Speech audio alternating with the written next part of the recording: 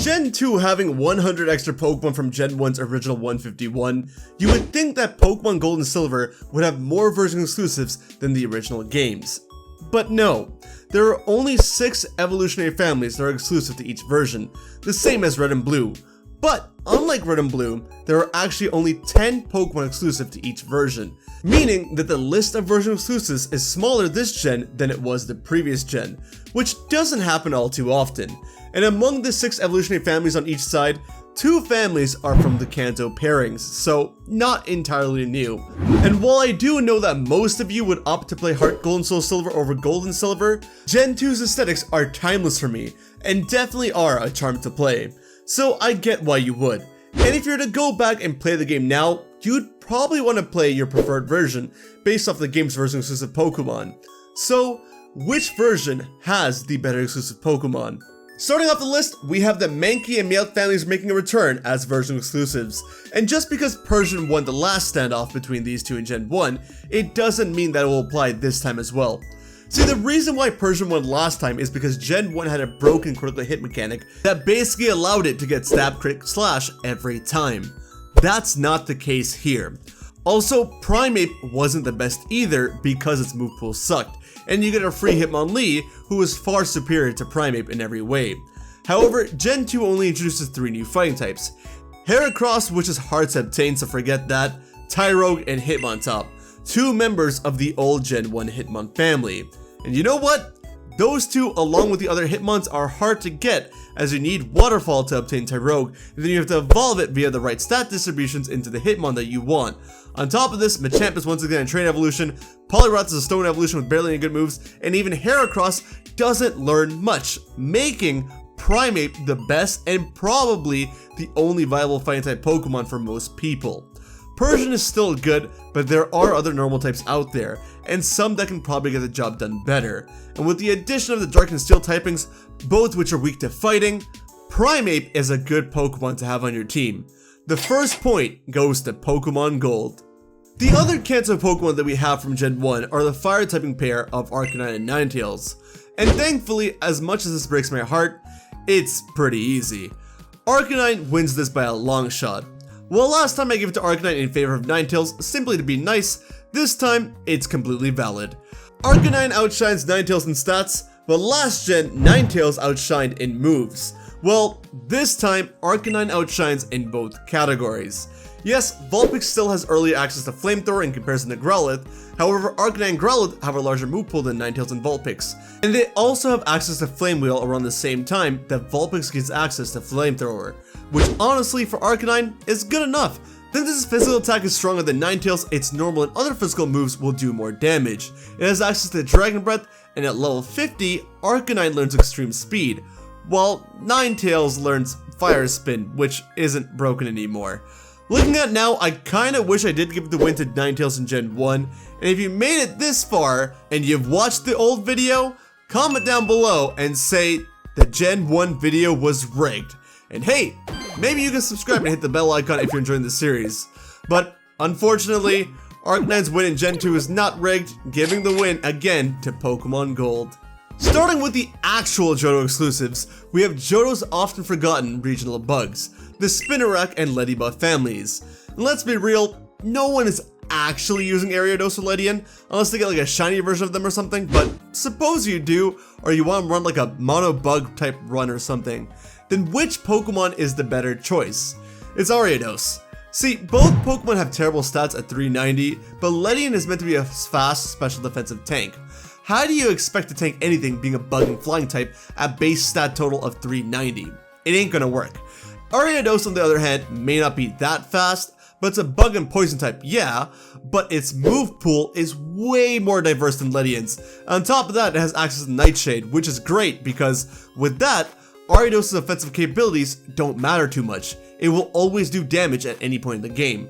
And later it gains access to Psychic, which is pretty nifty, but I don't think I've seen too many Ariadoses to get to level 63. So again, you're probably not going to use them, nor do I think that you should use them. But if I had to pick, I'd give it to Ariados, giving Pokemon Gold a 3-0 lead at the moment. Let's switch it up a bit, shall we? Next, we got Mantine and Skarmory.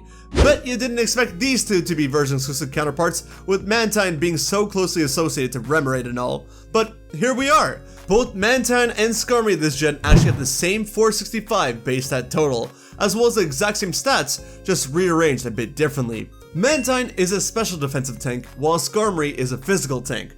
They both have the same HP and speed, and when it comes to move, Mantine is the winner for sure. Mantine has stat Bubble Beam and Wing Attack by level up, and of course has access to moves like Surf and Ice Beam. While Skarmory's best and only stat moves by level up are Peck and Steel Wing. And the only other stat move we can learn by TM, or in this case HM, is Fly. That being said though, the Steel Flying type at the moment, and to be honest, almost always is far superior to Mantine's Water Flying type. And while it may not seem like a win, honestly, with Skarmory being a defensive tank and a Steel and Flying type Pokemon, Skarmory has the upper edge here. There's no secret why these two aren't really considered counterparts to each other anymore. It's because Skarmory has been too good and outshined Mantine in usage and viability. While the damage output might not be the greatest, it's not like Mantine's damage output is great either. And when you look at it from that perspective of a tanky Pokemon, then you'll see that Skarmory is actually the one with the better utilization of its moves. And if you have the time and patience, if you could breed Drill Peck onto a Skarmory, you are golden. Skarmory with the new Steel typing is the winner here, giving Pokemon Silver its first ever point. Next up, we have quite an odd one, the Teddiursa and Phanpy families. Now what's so odd about Ursaring and Donphan? Ursaring is exclusive to Gold, while Donphan is exclusive to Silver. However, if you play the remakes Heart Gold and Soul Silver, you'd know that these things are reversed, that Donphan is in Heart Gold and that Ursaring is in Soul Silver, which is not a sudden change, because in the Japanese and Korean versions of the Gen 2 Gold and Silver, Donphan was originally in Gold and Ursaring was in Silver. But for some unknown reason, they switched it up for every other version of this release, meaning that, yeah, if you play the game in the Japanese or Korean versions, it actually makes a bit of a difference. For this list, since I'm assuming most of you will be playing the English version of these games, we're going to be going off the basis that Ursaring will be in Gold and that Donphan will be in Silver. And with this, I think most people agree that Donphan is the winner here. Yes, both Pokemon have high attack stats and low speed, but Ursaring doesn't have the defense that Donphan does. And Ursaring is again in this gen just another normal type. A normal type with a really high attack stat, mind you, but Donphan can utilize his physical attacks almost just as well. And since these are late game Pokemon, you probably aren't going to add a normal type to your roster at this point. If you wanted one, both Tauros and Miltank were available to you early on. A ground type will be much more useful, giving Silver the victory with Donphan. Or whichever version has Donphan, I guess. And finally, our final pair, another pair of flying types. We have the mascots. Not Ho and Lugia actually, but Gligar and Delibird. Yeah, the mascot of Castlevania and Christmas respectively. Because Ho and Lugia aren't actually version exclusives, but we'll come to that later. Gligar is more modernly seen as a counterpart to Sneasel, but here for some reason, it's a counterpart to Delibird. Ground flying and ice and flying respectively, and yeah, while ground flying might be the better type, ice flying does beat it, right? Well, not when the only move you have by learn set is present. Yeah, it can learn moves, but with a base stat total of 330? In comparison to Gligar's 430, this wasn't even a question.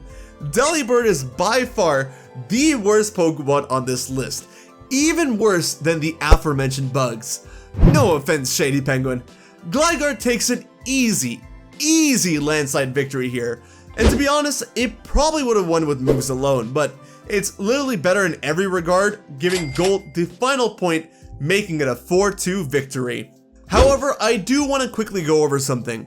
Ho and Lugia are not actually version exclusives. In their respective games, you actually get them at level 45. However, in the opposite version, you're able to catch them after the main game when you reach Pewter City at level 70. So it actually makes a difference. Are you trying to beat Red or the main Elite Four? Regardless of what, while both Pokemon are great, I think Lugia has the better move pool and the more useful typing, as there aren't too many Psychic types for you to choose from. That being said, while Silver version and Lugia are my preferred choice, you might want to pick up Gold and get a level 70 Lugia for your fight against Red.